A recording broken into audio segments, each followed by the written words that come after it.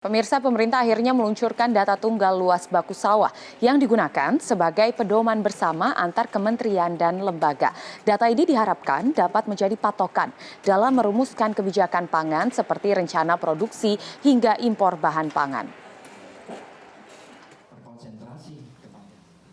Pemerintah akhirnya meluncurkan data tunggal luas lahan baku sawah yang ada di Indonesia.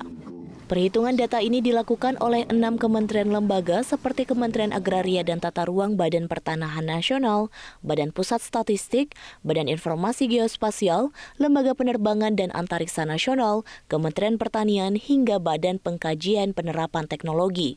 Berdasarkan data ini diketahui bahwa luas lahan baku sawah hingga tahun 2019 mencapai 7,463 juta hektar atau naik sekitar 300.000 hektar jika dibandingkan dengan luas lahan di tahun sebelumnya.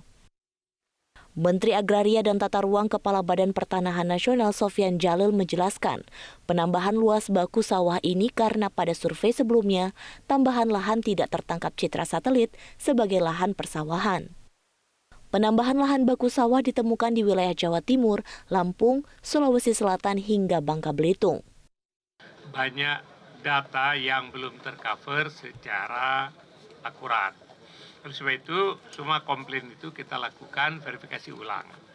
Nah, macam-macam sebabnya. Jadi misalnya data 2018 itu waktu itu kebetulan data kan citra satelit data satelit itu waktu itu misalnya lagi musim hujan kelihatannya itu ada badan air, padahal kalau musim kering ditanamin. Jadi sesuai dengan definisi sawah, maka kita setelah melihat di lapangan komplain-komplain yang legitimate itu kita akomodasi sehingga bertambah sekitar 300.000 hektar seluruh Indonesia. Sementara itu, Menteri Pertanian Syahrul Yassin Limpo optimistis Indonesia mampu mengekspor beras jika mengacu luas lahan sawah yang dimiliki saat ini. Kita ekspor beras, insya Allah. Kalau dilihat data ini, ya pada saatnya saya lagi mempersiapkan itu karena begini, kita panen raya nanti Maret April dan kemungkinan kita di atas 5 sampai 7 juta ton. Kalau begitu, kebutuhan kita yang 2,4 juta dalam satu bulan, quote and quote lah, tambah kurang lebih ya. Berarti kita masih surplus kan? Melalui ketersediaan pedoman data ini diharapkan dapat menekan silang pendapat antar kementerian lembaga dalam mengambil kebijakan pangan, seperti yang terjadi sebelumnya. Ke depan ini kita nggak akan terjadi berkelahi soal impor beras atau pangan lainnya.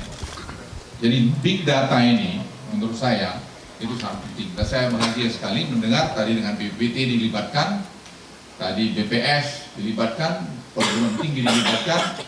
Kita harus kerja timur. Di saat yang bersamaan, Kementerian Pertanian juga meluncurkan Agriculture War Room atau ruang yang berfungsi untuk memantau dan memperbarui data pertanian yang ada di Indonesia.